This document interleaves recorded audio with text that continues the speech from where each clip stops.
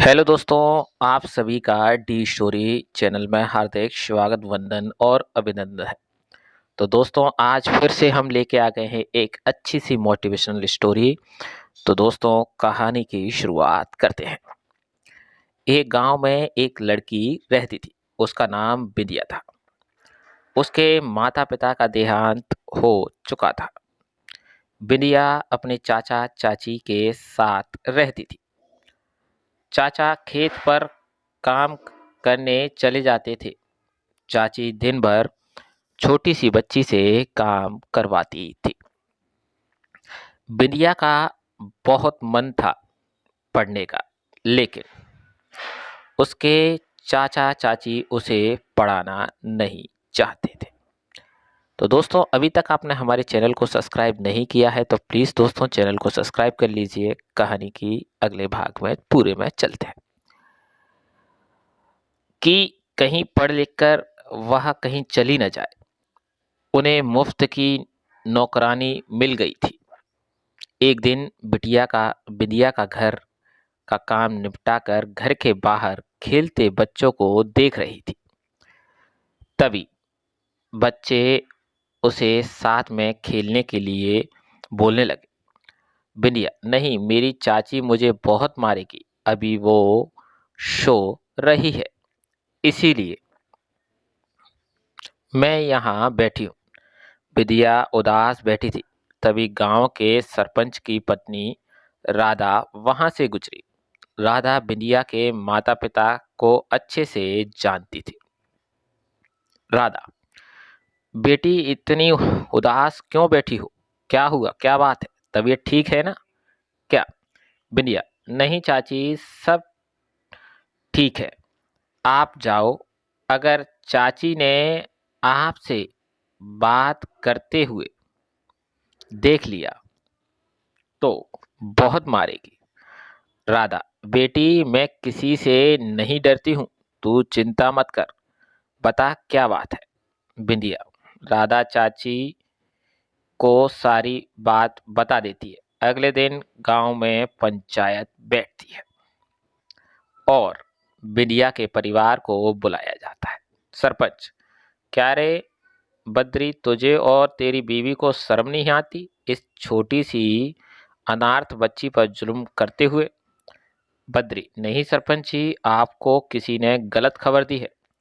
हम तो इसे बहुत प्यार से पालते हैं।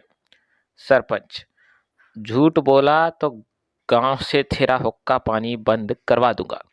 तूने इसे अभी तक स्कूल क्यों नहीं भेजा और तू इस बच्चे को साथ क्यों नहीं खेलने देता? बद्री, मालिक, इसका ही मन पढ़ाई में नहीं लगता। सरपंच, झूठ बोल रहा है। आज से पंचायत फैसला करती है कि इसे पूरे गांव में कोई भी सहारा नहीं देगा, कोई इसे सामान नहीं बेचेगा, कोई भी इनके परिवार से मतलब नहीं रखेगा, तो उसका भी हुक्का पानी बंद समझो। गांव वाला, वो तो ठीक है, लेकिन अब इस बच्ची का क्या होगा? ये तो और जुर्म इस पर करेगा। सरपंच, हमने फैसला किया है कि इसे मेरी पत्नी राधा पालेगी। यह हमारे घर में रहेगी और स्कूल जाएगी। पूरी पंचायत यह सुनकर तालियां बजाने लगती है। बद्री गिड़गिड़ाकर माफी मांगता रहता है, लेकिन पंचायत अपने फैसले पर अटल रहती है। उसी दिन राधा आकर बिंदिया को ले जाती है। बिंदिया के घर में आने से सरपंच के घर में रौनक आ जाती है। दरअसल राधा के कोई संतान नहीं थी। बिंदिया को बेटी के रूप में पाकर राधा बहुत खुश होती है। कुछ ही दिनों में बिंदिया स्कूल जाने लगती है। वह मन लगाकर पढ़ाई करने लगती है।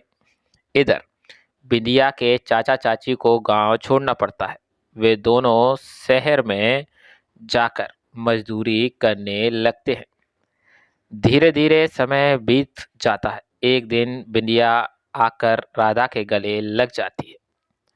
राधा, क्या बात है, इतनी खुश क्यों हो? बिंदिया, माँ, मुझे कॉलेज में दाखिला मिल गया, अब मैं इंजीनियर बन जाऊंगी। सरपंच और राधा बहुत खुश होते हैं। कुछ ही दिनों में बिंदिया शहर पहुंच जाती। वहां वह मन लगाकर पढ़ाई करने लगती है।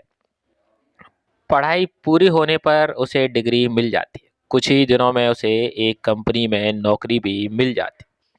राधा को एक बिल्डिंग बनाने का प्रोजेक्ट मिलता है। एक दिन बिंदिया बिल्डिंग की साइट पर देखभाल कर रही थी। तभी पीछे से किसी ने उसे पुकारा।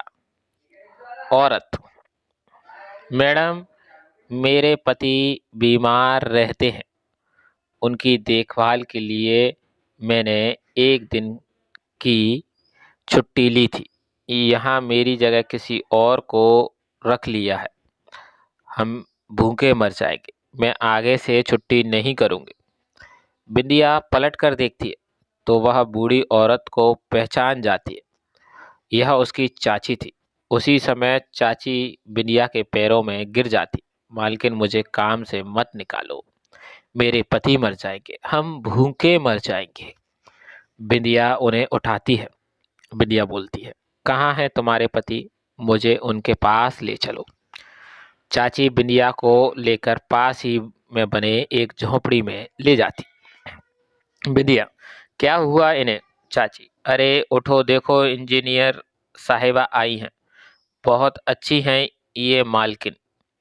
मजदूरी करते करते बहुत सी मिट्टी इनके फेफड़ों में चली गई, जिससे इनके फेफड़े खराब हो गए हैं।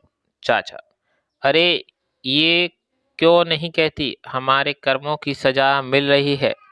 हमने एक अनाथ छोटी सी बच्ची, जो मेरे बड़े भाई की आखिरी निशानी थी, उस पर बहुत जुल्म किए।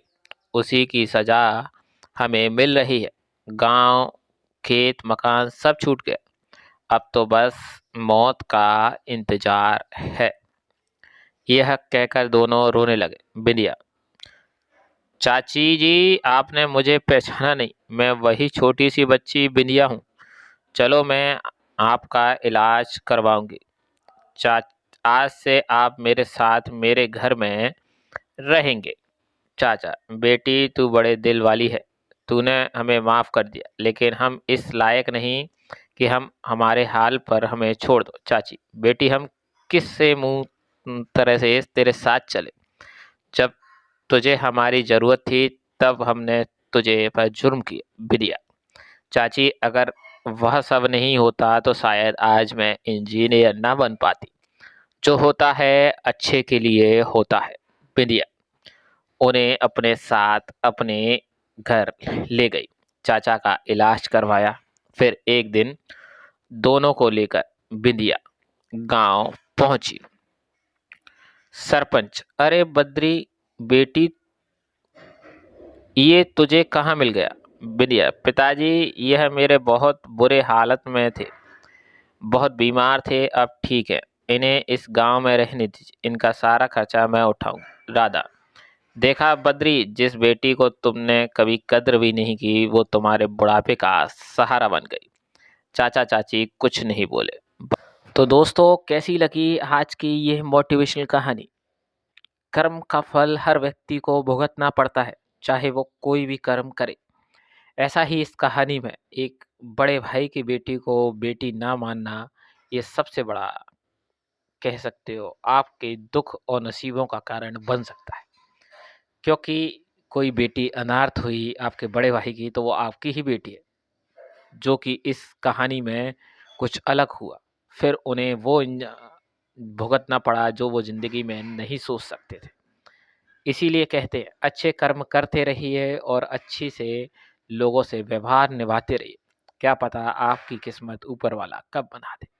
तो आज की हमारी ये कहानी अगर अच्छी लगी हो तो जय श्री राधा कृष्ण लिखते हुए, राधे राधे लिखते हुए चैनल को ज़रूर सब्सक्राइब कीजिए, लाइक कीजिए, कमेंट में ढेर सारा प्यार दीजिए, जिससे हम और भी अच्छी मोटिवेशनल स्टोरियाँ आप सभी के लिए लाएं। जिन मोटिवेशनल स्टोरियों में कुछ ना कुछ ऐसा होगा जो हमें बहुत कुछ सिखाएगा। जैसे कि आज की कहानी ने हमें सिखाया, हमें अनाथ बच्चों के साथ अच्छा व्यवहार करना चाहिए। ये हमारा उद्देश्य होना चाहिए। हमें कभी भी उन्हें घृणा की दृष्टि से नहीं देखना चाहिए। तो थैंक यू सो मच दोस्तों आज का वीडियो देखने के लिए। अब बस आपके लाइक, सब्सक्राइब और कमेंट का हमें इंतज़ार है। राधा रानी के दर्शन ज़रूर कीजिए। जय श्री राधे। राधे राधे।